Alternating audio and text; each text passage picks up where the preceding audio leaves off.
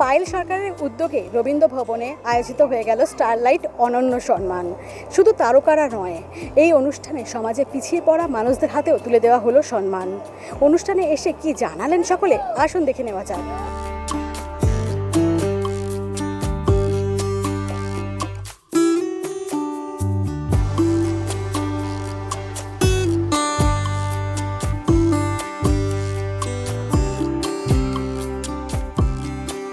সবসময় মনে হয় যে কোনো অ্যাওয়ার্ড বাড়িতে এলে তখন গুরু দায়িত্বটা আরও বেড়ে যায়। সো এইটুকু ডেফিনেটলি অভিনেত্রী হিসেবে আপনাদের সবার কাছে প্রতিশ্রুতি করলাম যে আগামী দিনে আরও ভালো ভালো ছবি উপহার দিতে পারি। আর ঠিক যেভাবে ঝিমলি সবার মনে জায়গা করেছে, ঠিক সেভাবে যখন কিল বিল সোসাইটি বেরিয়েছে তারপর সেটাও প্রচুর মানুষের ভালোবাসা পেয়েছে। এরকমই নানান চরিত্রে নানানভাবে তোমরা আমাকে দেখবে।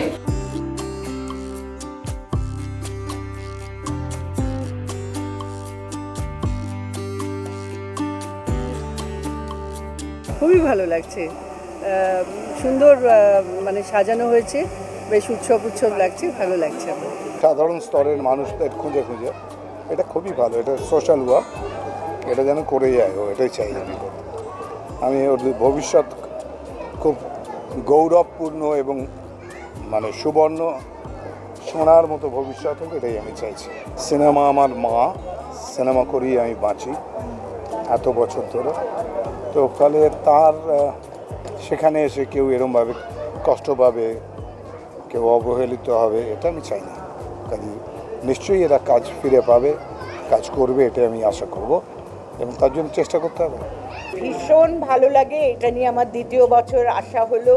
পায়েল এতটুকু একটা মেয়ে, সে যে এত বড় একটা ব্যাপার করে, এটা দেখার মতো, মানে সত্যি ও কী করে করে আমি নিজেও জানি না। আর এত ভালো কাজ করছে, মানে সমাজেরও একটা ভালো দিক ও মানে তুলে ধরেছে, ভালো সাহায্য করছে, সেটা খুবই ভালো লাগছে। অনেক সিনিয়র শিল্পী যারা আছেন, বহুদিন ধরে তারা কাজ করছেন, তাদেরকেও সম্মান জানানো হচ্ছে, সেটা অত্যন্ত সাধু একটি উদ্যোগ। তো আমি আমার তরফ থেকে, আমার ইন্ডাস্ট্রির তরফ থেকে ধন্যবাদ জানাচ্ছি। এটাও তো মানুষেরই ভালোবাসা, অবশ্যই দর্শকদের ভালোবাসা সবার আগে। মানুষ মানে দেখো, যারা এই অনুষ্ঠান যেরকম এখানকার উদ্যোক্তারা বা যেখানে ক্রিটিক্সরা থাকেন বা যেখানে যারা থাকেন, তারা যখন নির্বাচন করছেন কোনো কাজের জন্য পুরস্কার দেবেন বা সম্মান দেবেন, সেই সম্মানটা, সেই আশীর্বাদটাও মাথা পেতে নেবেন। এটা হচ্ছে আমার source of motivation, absolutely. Specially lot of thanks to Payel di for organising this. আর মানে খুবই স্পেশাল লাগে, সবারই অ্যাওয়ার্ড পেতে ভালো লাগে, বাট এটা একটা ফুল কমপ্লিট মানে সার্কেলটা কমপ্লিট হলো বলতে পারো। কারণ কাজটা যখন শুরু হয় তখন আমরা জানি না এটা আমরা বেস্ট দেবো, বাট অ্যাওয়ার্ড পাবো কি পাবো না, লোকে পছন্দ হবে কি পছন্দ হবে না, বাট পছন্দ হয়েছে বলে আজকে এটা। So I am very happy.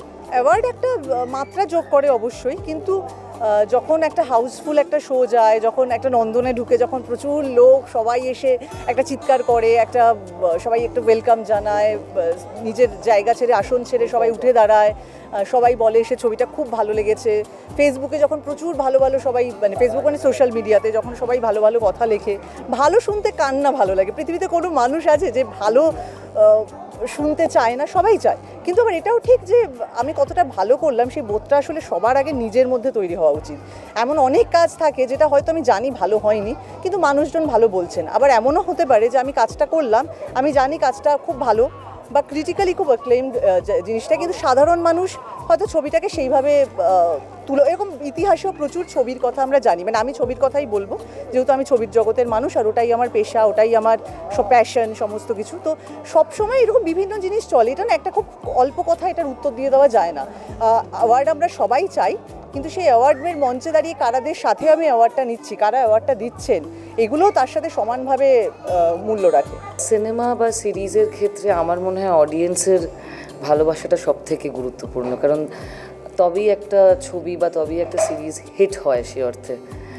তো যেটা বলার সেটা হচ্ছে যে যত বেশি সংখ্যক মানুষ একটা কাজ দেখে, তত তাদের ভালোবাসা পাওয়া যায়। That's how a film or a series becomes hit. কিন্তু তার বাইরেও বলবো যে কোনো শিল্পীর কাছে একটা পুরস্কারটা একটা অন্যরকম একটা মানে দাঁড়ায় আর কি।